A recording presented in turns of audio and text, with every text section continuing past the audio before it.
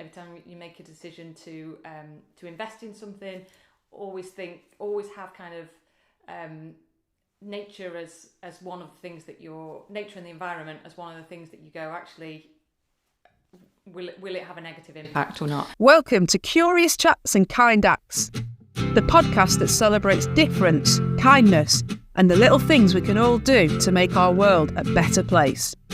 Join me, your host, Sonia, co-founder of the Axe charity, for some open, authentic and fun conversations with lots of interesting, extraordinary, everyday people who are all a little bit different. Prepare to have your curiosity piqued and your heart warmed as we explore the ways we can all make a difference in the world, no matter how small. So get ready to be inspired, uplifted and motivated to be the kindest version of yourself. Let's make the world a kinder place, one conversation at a time. Hello and welcome. How are you today? What a great episode we have for you. Today it's Helen. I met Helen through People Planet and Pint, which is a monthly meeting where people get together to chat about the environment over a pint. And guess what? The pint is free. We chat about Helen's journey to caring for the environment and wanting to reduce her impact on it. We discuss lots of tips about how we can all be kinder to our environment, from turning the heating down or buying second hand, with a few small digressions about single-use dog poo bags or why is nature female. I have to say though, this episode has challenged me the most. It's proper made me think about two things.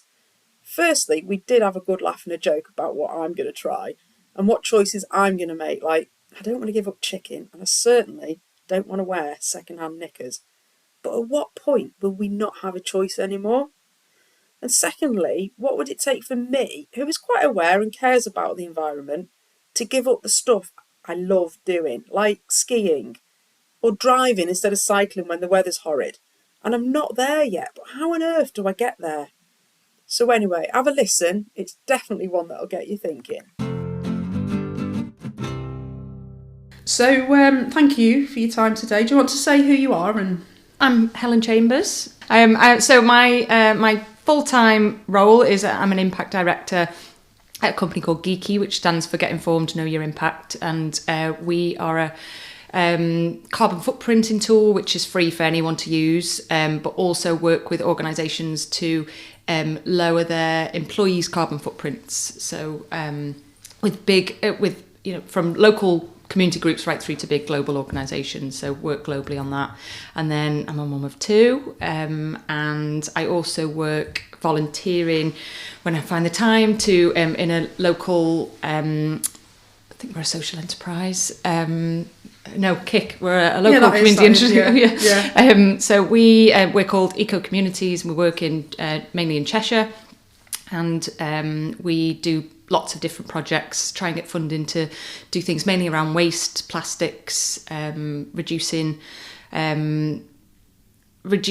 consumption in the area. And also we put out twice a year something called Tell Us magazine, which is trying to get to a wider audience, and it's a printed magazine on recycled paper that we put out in cafes and libraries and things for people to be able to know what's going on in the area with different projects. So not just ours, but lots of different things that are going on. That's quite a lot you do. Yeah. What's your favourite bit of all of that? Oh, well, I've got to say being a mum of two. You've got to say that, actually. That was an unfair question. Second to that. Yeah. I love it all. I think there's a lot of reward in my full-time job because I'm working with sometimes big professional services companies. So, companies like Accenture and Deloitte. NatWest is probably one that people have heard of. So work with their employees, and a lot of them have quite big carbon footprints. So when you're working with them, a lot of them will get their kind of, call it out, their aha moment when they're working with you and go, oh my gosh, I didn't realise one t-shirt took 3 litres of water to produce. That's amazing. I'm going to not buy a t-shirt this year. And you go, wow, I've really made an impact there. And you can see, because they take steps within the tool that we've got, you can see what all those steps equate to in terms of carbon savings, water savings, land and single-use plastic savings. So when you see that, you think actually it was worth me getting up today and doing a job. But then also in the local community group, when we go out and do a litter pick and you see new faces there and everyone's had a great time.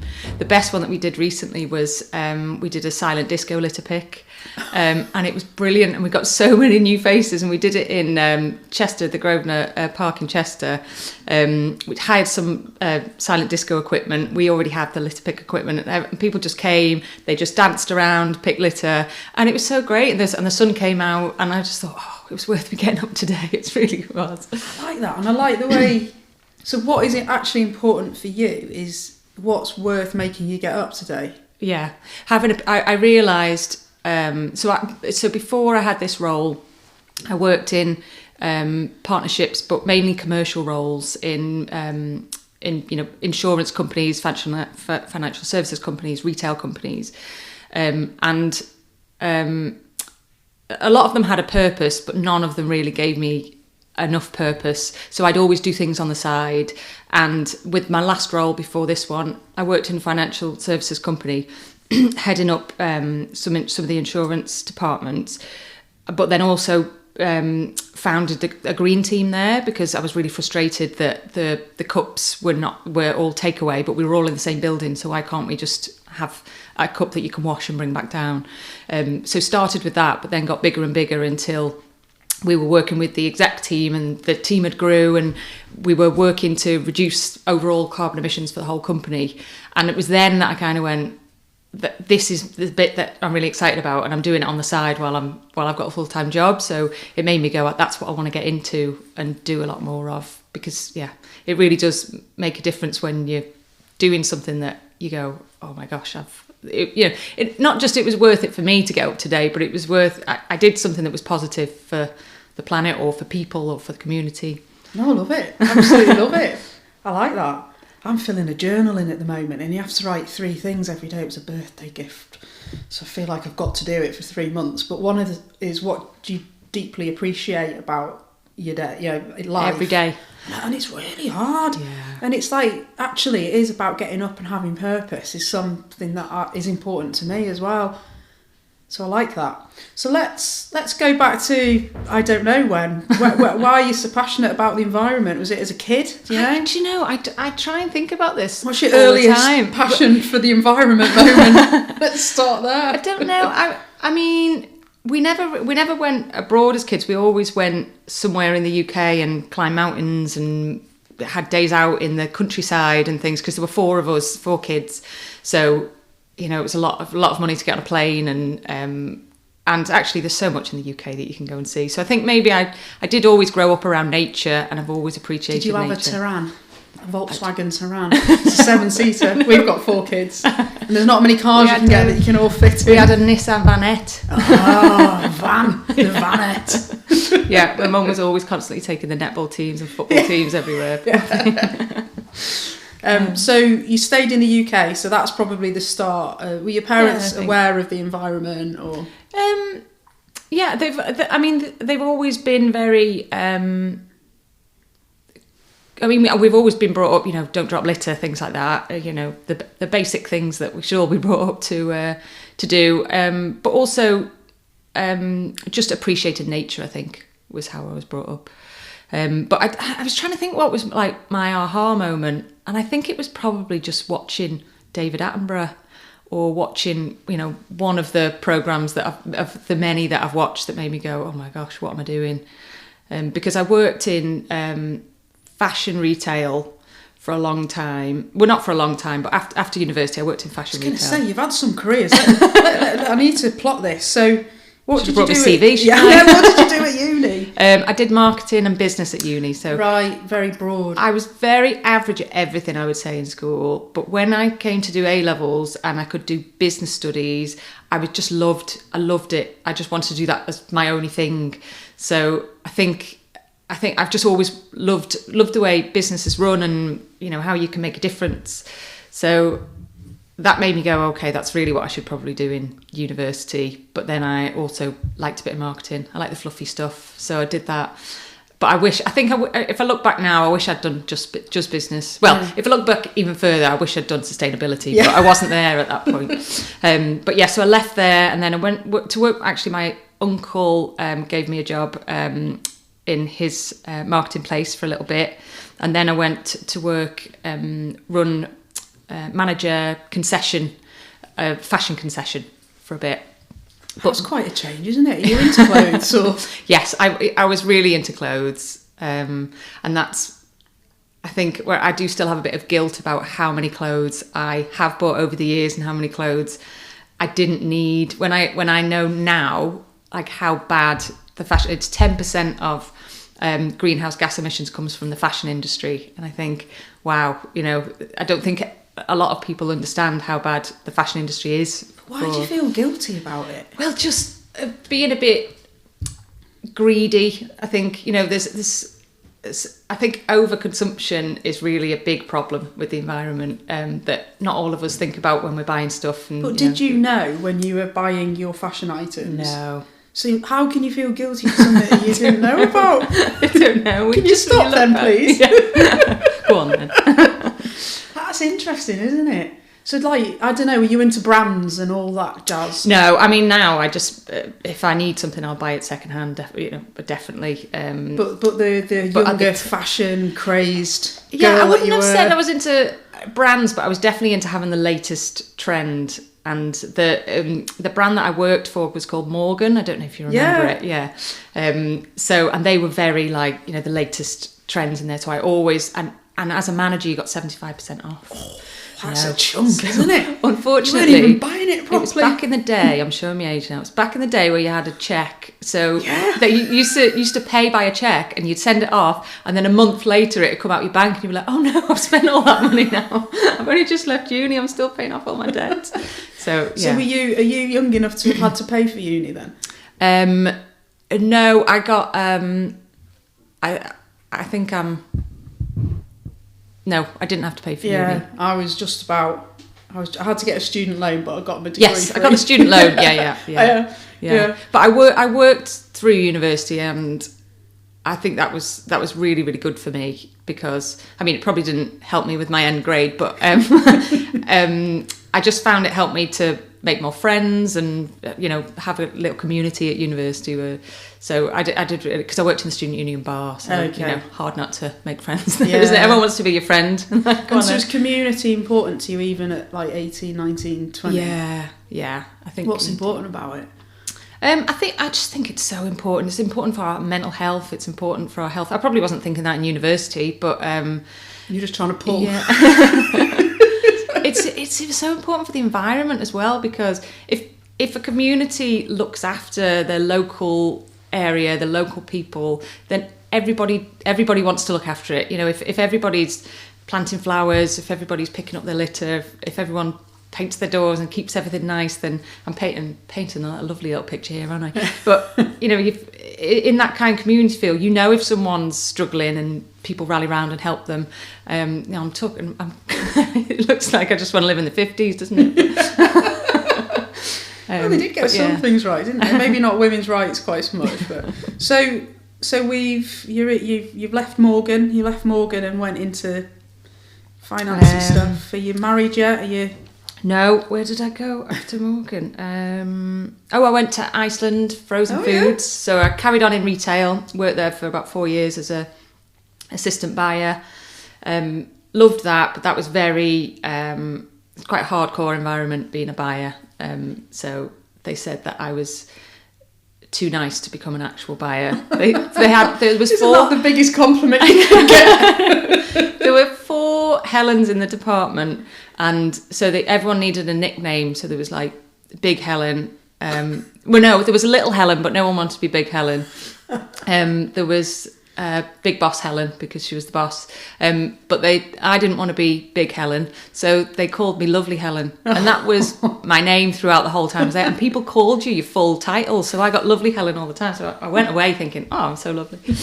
But I think that kind of stuck as well. And they were like, you can't make it as a buyer. But I'm quite glad that I didn't, because you would put yourself under so much stress. You'd have to put your armour on every day and be somebody else to go in and really, bash, heads with other people. And And can you do that? Can you put an armour on and go in and be someone else? I think for a certain amount of time, but then after a while, you just...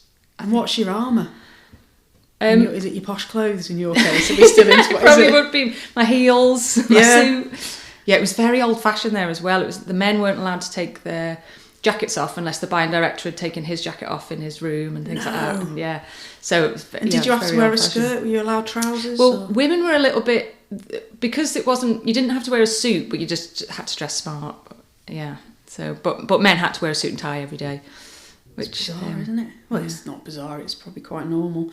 So you left Iceland as lovely Helen. Yeah, and then I went to Money Supermarket where I worked for 11 years. I was very lucky there because, I managed to move departments and I got a lot of experience. They were great at training people. Went on something that still sticks in my mind. I went on a training course for something called Squiggly Career. I don't know if you've ever heard of it. It's run by two ladies and they've written a couple of books as well. And it's basically about, we've been taught that you start a company and you work your way up the ladder. But actually, to grow yourself, to grow your knowledge, to be the best support for people around you, and to get the best out of life, it should be a very squiggly career. You shouldn't think that the next thing has to be up that ladder, because actually that's not always the best thing. Some people, the next rung of their career is to be a manager. Well, some people aren't, that strength isn't in management, but their strength might be in something else in a different department that means that they don't have to manage people, but they can still take that leap and go and learn something else that's new, but not necessarily straight up that ladder. And that really opened my eyes to go, oh my gosh, like I don't need to go, oh, next is I have to be a director, because I didn't really want to either. I was quite happy at the level I was at, but you always think, well, in 2 years I'm going to have to go for it because that's what you did. So I was quite lucky in Money Supermarket that that I got a chance to move around over those 11 years. But then it got to the point where I'd done the green team and really felt like that was the bit that I wanted to go to. It was COVID. I did a short course with Cambridge University around leadership in sustainability, and that I'd forgotten how hard it was to study in university, like writing academic papers and things like that. I was like, and so much reading, and I think back now and I think I was working full time, I was homeschooling 2 kids, and I did this course where I was like reading at midnight, trying to keep my eyes open, trying to do it, and I think back and I go, how did I do it? But then when we were in COVID, we didn't have anything else to do. Weird did you? Time. So it's in this space here. So it's something to do with, you started doing your green team and that excited you, did it? Or that? Yeah. I realised I'd rather be doing that than my job. So that's probably the moment where you're like, well, actually. And what about you've met your husband now, I assume? Yes, in Money Supermarket. You met him in Money Supermarket over the... Yes, I told you they gave me a lot, didn't I? So how did you meet him in Christmas do. Was it? Oh, the good old traditional Christmas do. Is it a kiss under the mistletoe? Not quite, but I'd kind of met him and then we danced after that, I mean metaphorically danced for like months. And then did he approach you in the end, or was it you? I can't remember. Oh, his car wasn't working, so he said. So I used to give him lifts, so I started giving him lifts into work. That old chestnut. Yeah, and then you get to know him a bit better, and then, yeah. Oh, and then you've got 2 kids. Yeah, and That's 2 brilliant. kids, yeah. And so you've had your moment of, I want to do more around the environment, and then what was your next move after that? So I was very lucky at the time in Money Supermarket that I had a manager who... he said, look, I can't give you a pay rise this year. And I said, well, could you give me a couple of grand for this training course? And that was the training course, the Cambridge University course I did. After I did that, I thought, I have to move into something in sustainability. But I didn't have any experience in sustainability apart from a passion and doing this course, which was only, I say only, it felt like a lot longer, but it was only an 8-week course in sustainability. So, people, do masters, don't they, and everything to get into sustainability. So I didn't know whether I'd be able to get a job in sustainability but knowing that there was so many green jobs that were coming out, and that there must be something for me. But with my local community stuff that I was doing, we used a tool called Geeky, which is, well, at the time we were using it as a carbon footprinting tool, and the lady who runs Eco Communities, Helen, she had started using Geeky for the local community. So she'd managed to speak to Geeky and say, can I get an account for free that I can use in Chester or Cheshire to get local people to join, and we'll, as a community, we'll try and reduce our carbon footprints. So I'd heard about this tool, and then I saw on LinkedIn that they were looking for a head of partnerships, which is the role that I'd pretty much done before in Money Supermarket. So it was perfect because it was in the industry, but it was all the skills that I had. So I went through the process on LinkedIn, and you had to tick a box to say how many years sustainability experience have you had. So I had to tick none because I didn't have any, which meant my application, I think, just disappeared. So I then found the guy who had posted it, which luckily for me was the founder, and emailed him and said, look, I don't think I'm going to get through because I've had to say none, but I've got all of this experience. And I remember I was in, it was my 40th birthday, and we'd gone to Edinburgh, me and my husband, just for the weekend. And I remember sitting at the table and then getting a text from James saying, brilliant, yes, let's have a chat. And I was like, oh my gosh. I just remember being so happy, that there was finally, like, it felt just like the right Well, thing. you've got a lot of transferable skills. Like, it's just some of the context that you needed to learn. So. And that's what was great about that book, Squiggly Career. It teaches you to go, what are my super strengths that I can tell people are really my super strengths, and what's your what do they call it, like the things that drive you. So you can work out from this, what are the 3 things that really drive me. And it's so great for your own self-knowledge, because you go, oh, that's what drives me. So things? oh gosh, so growth. So I need to always be having, feeling like I'm growing, or the company's growing, or there is growth around. Trust. So I need to have, trust and transparency and kindness as well. I think they'd be mine. I'm having them as well. Maybe I'd have honesty rather than trust. That's similar, isn't it? Yeah. And growth. I don't know. Yeah. I mean, growth sounds a little bit like businessy, doesn't it? But I personal realised, growth. I like to be learning all the time. Yeah. Snap. I'm having them. You need to borrow this book. It's great. What they get you to do is track all of your previous roles that you've done, and put how happy you were during them, and then that'll take a long time. I haven't got time to do that. Blimey. And then you see which were the ones that you were happiest at, and then you try and pull out, why was I so happy? Yeah. And it's really great exercises to do. What about if you get fired? Did you talk about that? Oh, no. How many times has that happened? Just the once, but it wasn't good. So anyway, I digress. So you're pretty much up to date, really, aren't you?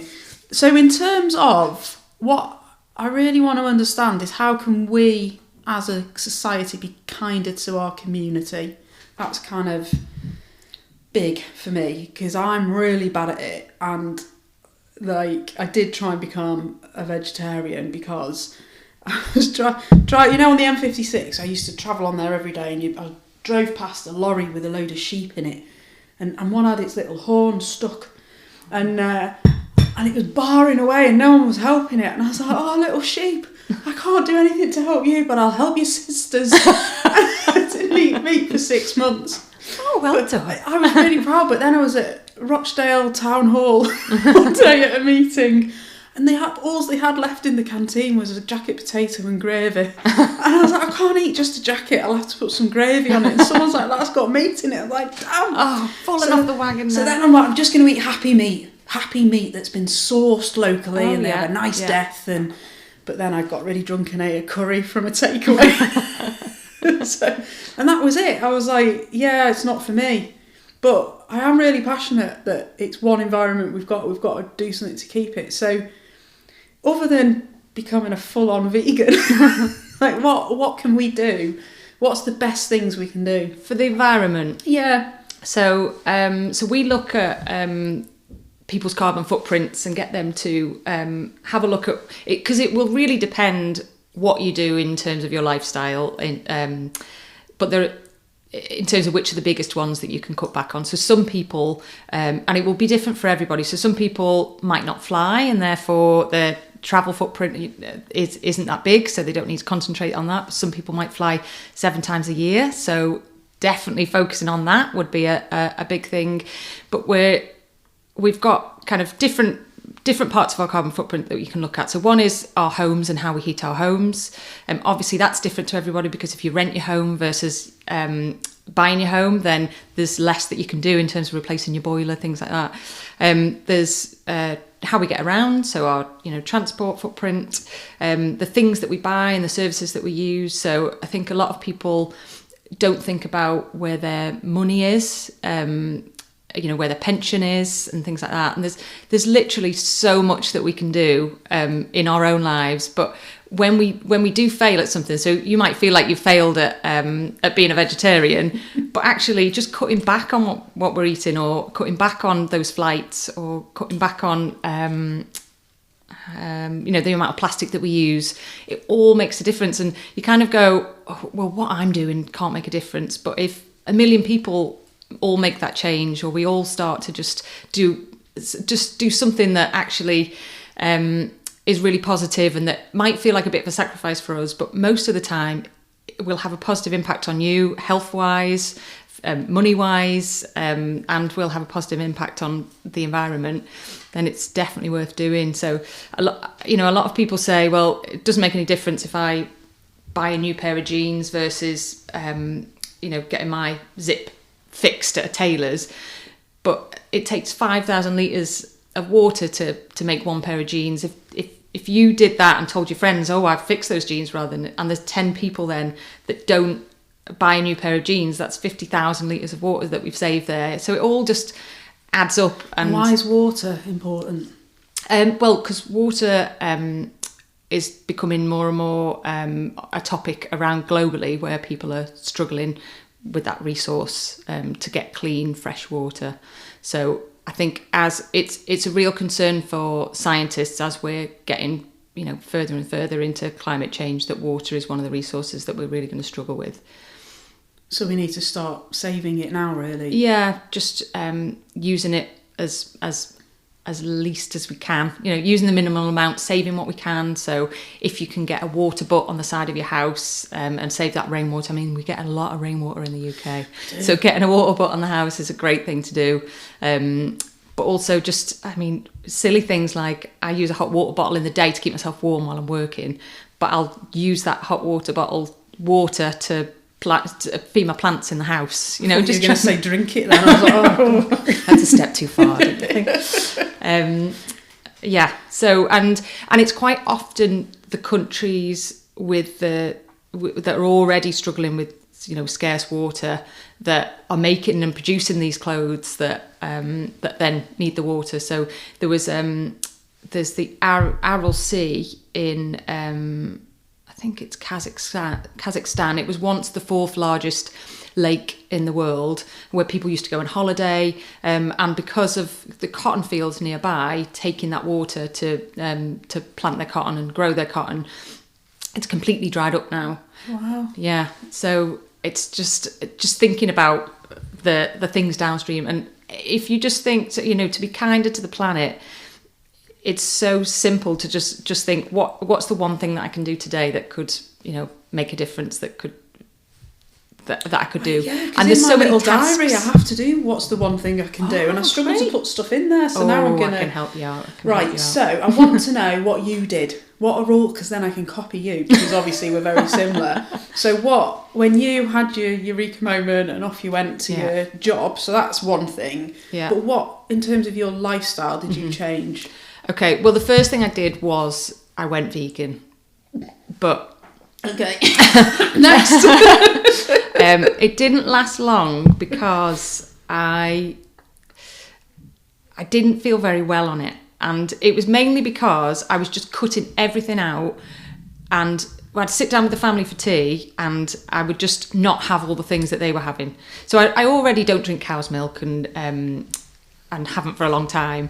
But I actually gave that up because when I was breastfeeding my second child, he was getting a lot of like reflux and colic and stuff, and I took him to the doctors and they said, do you drink a lot of dairy? And I said, yes, I do. I'm having like cereal, then latte, then try and keep myself awake with coffees all day. He said, just try and cut it out. And as soon as I cut it out...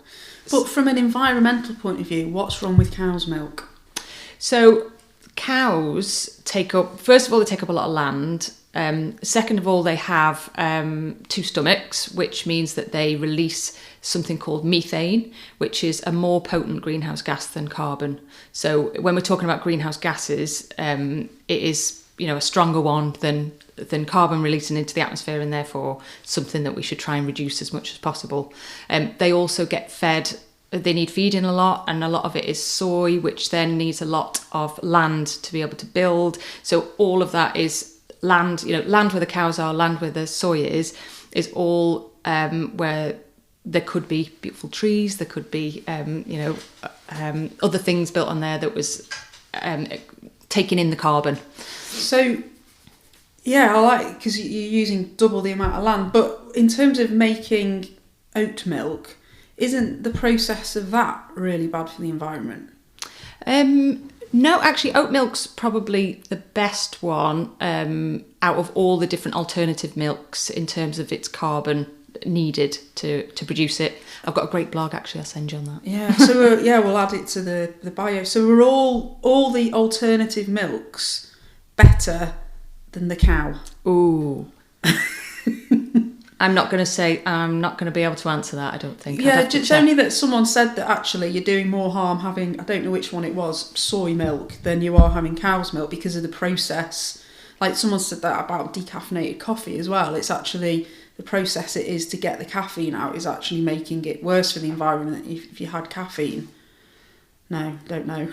Don't know. Well, I think you can, it depends which method you use. I know a lot of people use the water method now, don't they? But that's water. Yeah. And I think this is where I get a bit stuck because I want to do my bit for the environment, I really do. But then you hear like stories and you're like, well, what's the truth? Like, yes. It's like Mythbusters we need almost. Exactly. So okay, you've stopped your cow's milk. You're eating. Oh yeah. So no, I tried to go vegan, and I was like, I think I watched a documentary on it on Netflix, which was a really popular one at the time, and I can't remember what it was called. But I was like, oh my gosh, I'm never eating meat again, never eating anything. After I watched it, and then I slowly did start introducing some things back into my diet because we're always with the view that I will go vegan eventually, but it's going to be a journey. And I don't think I've met anyone who's gone vegan overnight and it's just worked perfectly. I think it is always going to have to be a transition, but I'm quite comfortable with where I am now because I feel like I make much less of an impact than I did when I wasn't conscious of what I was eating. I was just eating whatever I wanted. And I think a lot of it is just about that. Every time you make a decision to buy something, every time you make a decision to go somewhere, every time you make a decision to invest in something, always have kind of nature as one of the things that nature and the environment as one of the things that you go, actually, will it have a negative impact or not? Yeah, so it's like introducing the so you'd look at cost, you'd look at do I need it, and actually have I got the time? Have I got it? So the other one you need to introduce is what damage is that going to do to the environment? Yeah, and a lot of organisations now, especially young startups, and are thinking now about having Mother Nature as part of their board or as their CEO, so that they always ask that question, check with each board member, do we think that's a good idea? Now we check with Mother Nature and do go, they have a chair like with the sun on it or something? They just kind of decide what Mother Nature would agree on. Does Mother Nature get a vote? Yeah. Really? It's like, God, you can manipulate that, couldn't you? Well, Mother Nature said. That's bizarre, isn't it? I think it's great though. I think it's great that she's getting a seat at the table. Why is Mother female? Why is Nature female? Oh, I don't know. They are getting need to be inclusive. Yes. But it is Mother Nature, isn't it? Why Mother? I guess because it's mothers, as traditionally, are quite nurturing, aren't they? Yeah. Anyway, I digress again. So you've attempted to give up your meat and your dairy. Yes. What else have you done? So we haven't flown as a family for 3 years. Okay. I'm not saying I'm not going to fly again. And definitely, I've flown when I was younger, so I don't want to tell my kids that they can't fly. I definitely want them to see places. But we've just felt each year that actually we don't need to fly. We can, been up to Scotland. We went over to France actually and got a ferry over there. Went down to Cornwall. So we've made sure that we did holidays where we didn't have to fly. So is flying really bad?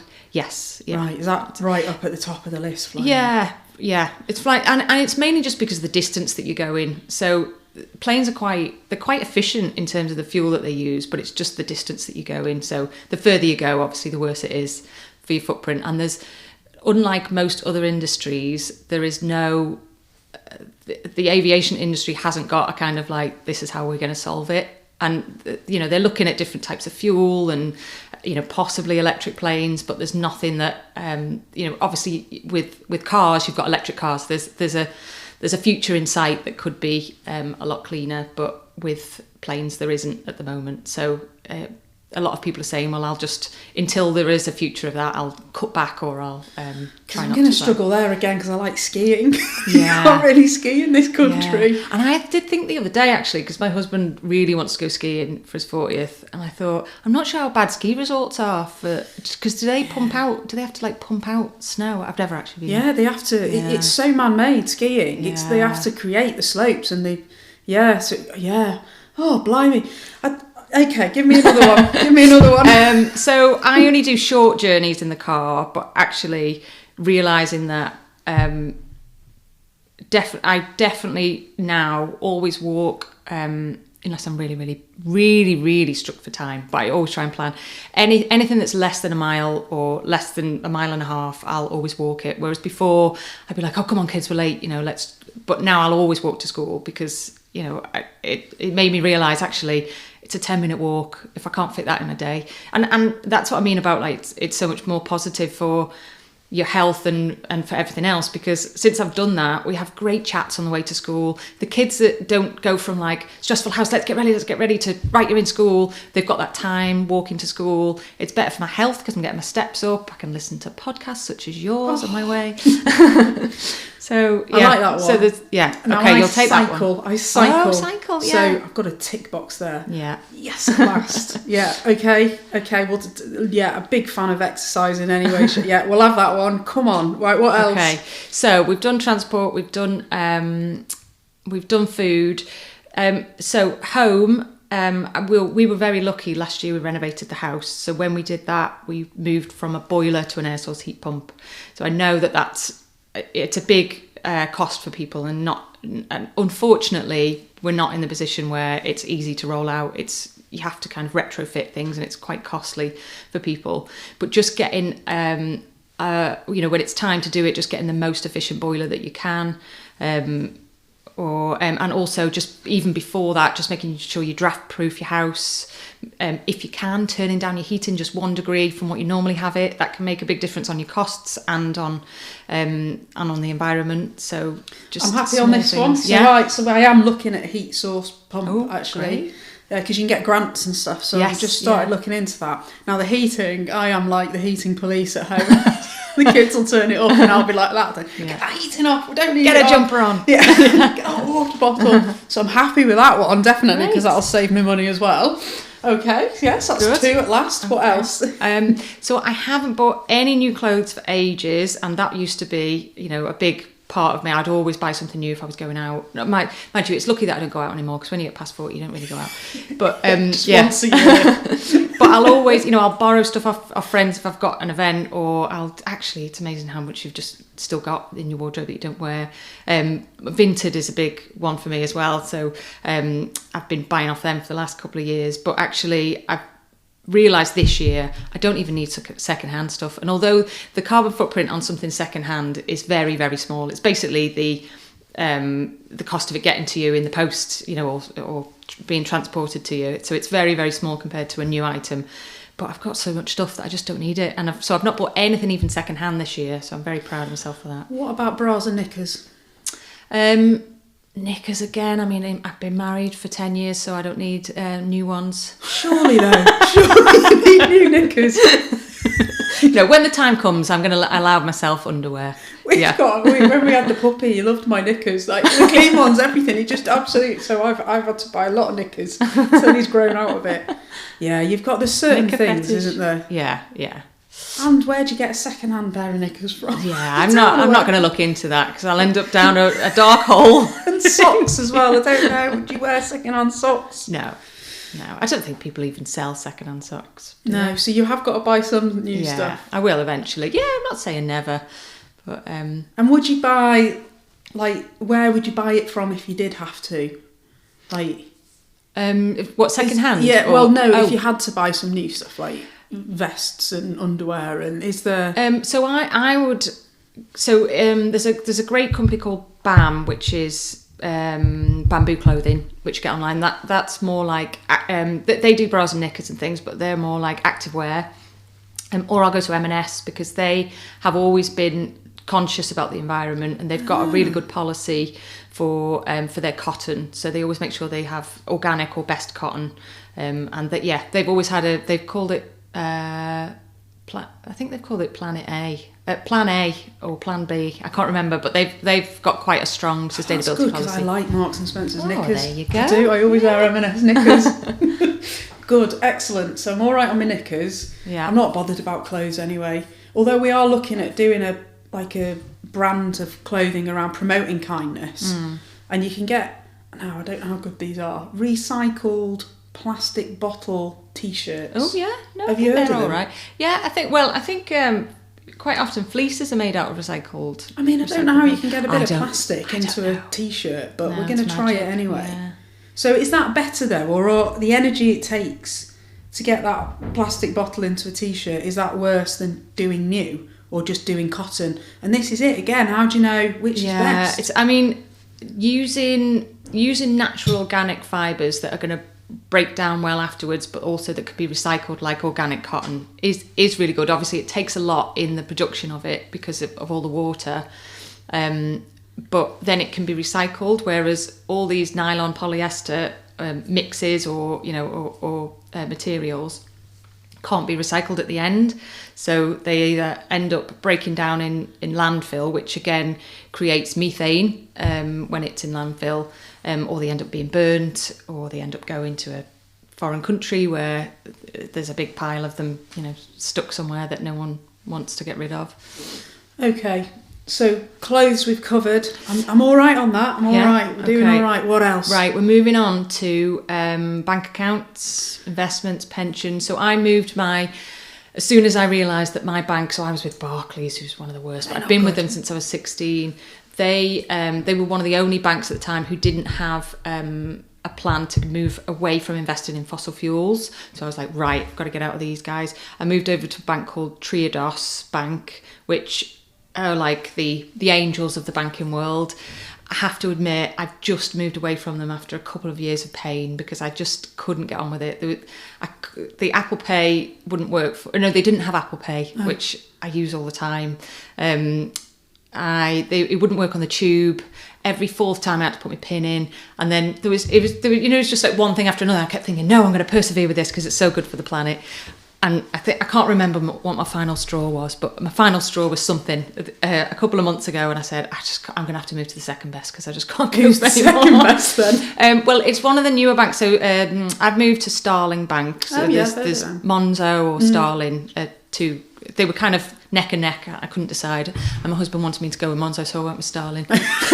Just to annoy him. But that's an interesting issue, isn't it? Because yes, I want to be kind to the environment, but actually the service has got to work for me. Yeah, and I tried for so long, and I thought, and even the card that the Triodos came on, it was like lots of trees and plants, and I liked having it in my purse and thinking, I'm so green.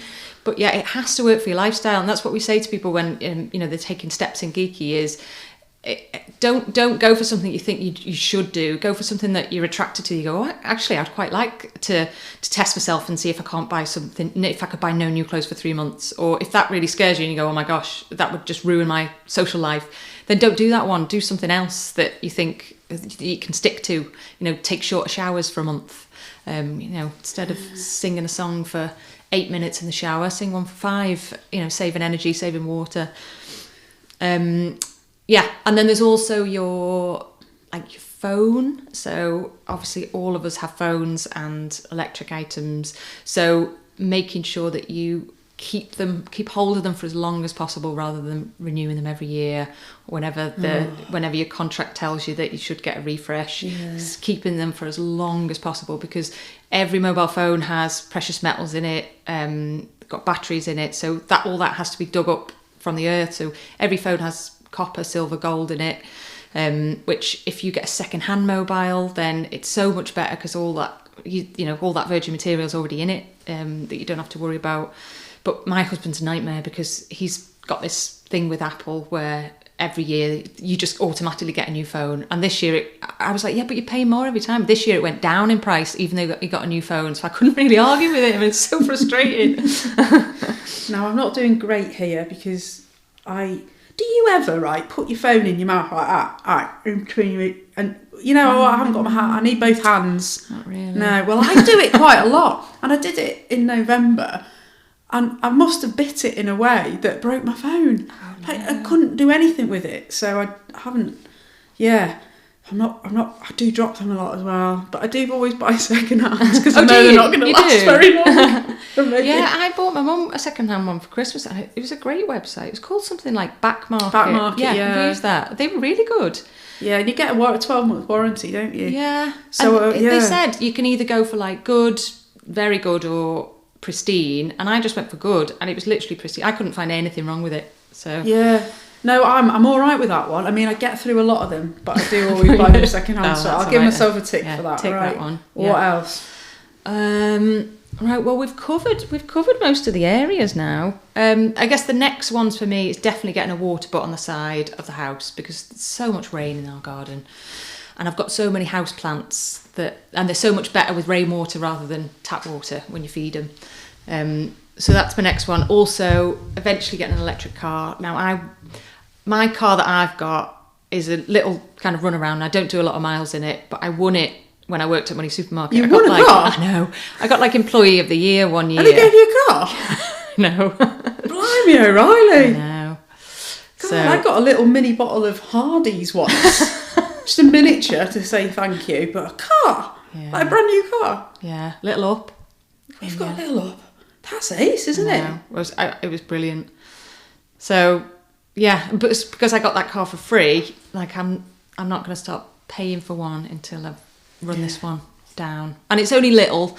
So if I bought an electric car now, it would take me a lot of years and a lot of miles to make up the cost and the carbon of getting rid of that one. So, yeah, I can't do electric car, because I live on the street, not literally on the street. Right, so you're going to always plug it in. Yeah. We're not set up for it. I mean, if that's the situation, then we're not set up for it in the UK yet. Is it just the smallest possible engine, and littler cars are better for the environment? Is that the next best thing? Obviously, if you can get an electric car, then that's great. If you can't, then definitely the smaller engine the better, and taking us shorter journeys. The cost starts to come into some of this, doesn't it? Yeah. In the heat source pump is a big investment. Yeah. The car, electric over petrol. So it's almost like some of the affordability stuff, if you haven't got a lot of money, you're not going to be making these decisions because you can't afford it. So. No, but there is so much that you can do before all of that big stuff. I think that's for when you get to the point where you're really like a super green and you're like, right, I'm really going to make that investment for the planet. But I think there's so much that you can do before that. So, in terms of just cutting out some of the journeys and getting on your bike or walking, what was the other one? Air source heat pump. So, turning down your heating saves you money, and cutting out your drafts saves you money, because you're not losing that heat that you're already paying for. It's just like a sliding scale, really, isn't it? You can do stuff for free effectively, and then save money, Yeah, and then as you go up and up, you need to invest more.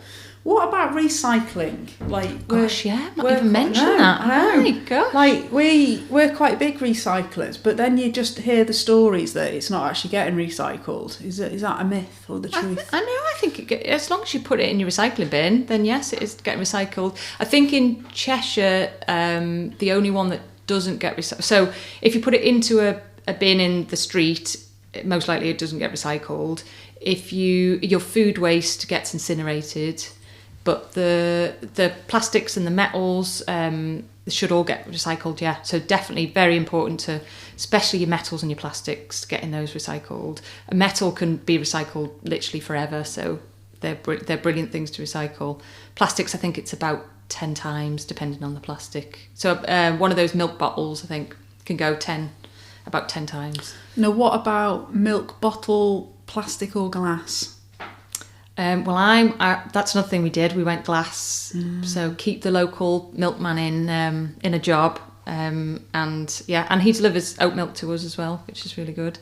So, again, though, it's more expensive because we have gone over to glass, but it's probably double the price. Is it double? Oh, you have a look. I'm scared to look now. Exactly. So again, it's another. Yeah. And that's where the judgment comes in. It's like, yes, we can, because like the other thing someone said is cans of fizzy pop are really bad.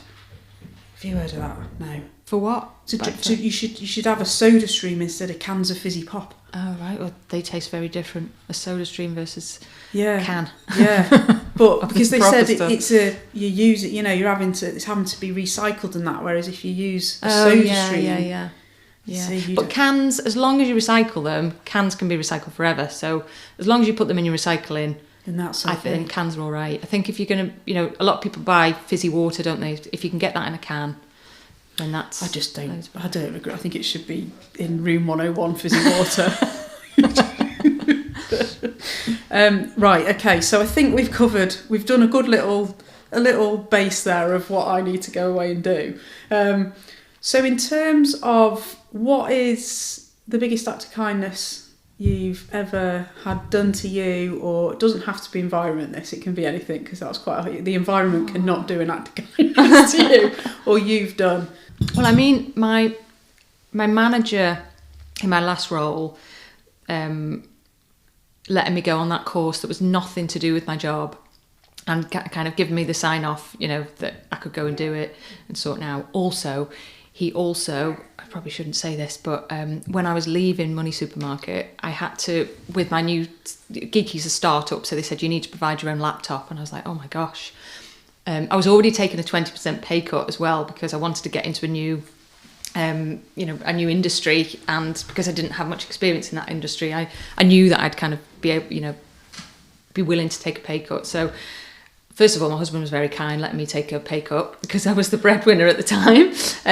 But my manager at the time then managed to find me a laptop that was just hidden in the back of a cupboard. It was an old one, but one. So that really, really helped me to be able to. So first of all, he, paid through work, but paid for me to go on the course that wasn't relevant to my role, but also sorted me out with a laptop before I left. I quite like that, because that's about giving you opportunities, isn't it? So... And there's no benefit to him. He in fact he lost me the team. But yeah, I really like that one, because that's a selfless act, really, of someone being able to help with the resources they've got and making it happen. We always finish with a kindness summary. What top 3 things would you say we could do as humans to be kind to the environment? So first one I'd say is get out in nature. So just getting for a walk in nature, however you want to do it, getting out on your bike, just getting out and appreciating nature is really, that's what nature wants. They want us out there enjoying. I like that. You got your pronouns right. Enjoying nature. She wants. And even better, get out there, and if you see any litter, you pick it up. And speak to people when you're out there, speak to the community, brighten up people's day. A quick aside here, dog poo. What are your thoughts on this? Because in theory, you're supposed to pick it up any wherever your dog poos. But I'm like, if the dog poos in the bush, when no one's going to walk, if you pick that up and put it in a single-use plastic bag... Is that worse? So what are your thoughts on dog poo picking up? Oh, well, I don't have a dog, so I'm not sure I can comment, and I might get haters if I say the wrong thing, so I can't comment. But Okay. I think I know your view now. I think if it's on a path, absolutely, where someone's going to walk or potentially walk. But in my opinion, if it's like we live by the bike path and there's a load of, and the dog really likes to go right in the bushes, but I don't know whether I'm still supposed to pick it up, even if I've got to kind of forage my way through to get it. I wouldn't have thought because it'll be gone in a few weeks, won't it? But if it's if you put it in a bag, it's there in however many years a bag lasts. Yeah. I digress. Number 2. Well, in terms of, be kind to yourself in terms of like your health, and eat as many natural things that have grown from the land as possible. So try and there's a really good quote that I'm not going to be able to remember now, but it's something like eat enough but not too much, mainly plants, and I've not remembered it right, but basically eat as much natural stuff as possible, and source it locally, and try and know where it's come from if you can. Fab. And number 3? And then I'm stuck on another one. Do you want me to give you one? Yes, please. I think a really good one is this whole idea of considering person nature. Yes. The nature. The nature.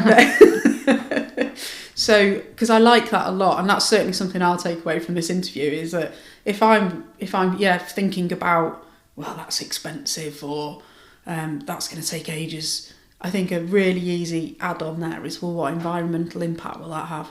Yeah. So that's the 3rd one. Oh, good. Well, I'm glad you've taken that away from learned this. a lot. Thank you. Is there anything else you wanted to finish with, or? No, but just if anyone else is interested in learning what their own impact is, and obviously getting some really good steps that you can take, if you go, that's great, but I don't know where to start, then the Geeky tool is free. You just type in GIKI into Google, you'll be able to find it, and there's over 170 steps in there. Once you've done I think it's 7 questions about your own carbon footprint, and then you've got 170 steps. So it's things from small things like only boil the water you need when you're boiling the kettle, so you're not using so much energy, right through to things like the bigger things like don't fly as much and things like that. So if you're looking for ideas, and each of the steps has got loads more information and resources, it might just be helpful for people to have a look at that. And we will obviously link into the People Planet Pint. Oh yes. When we put your episode out, and I have to say I have been along, and it's probably the only place in Chester that I've ever had a free pint for turning up to a meeting. Well, wasn't that kind? Wasn't that kind? Brill, thank you very much. Pleasure.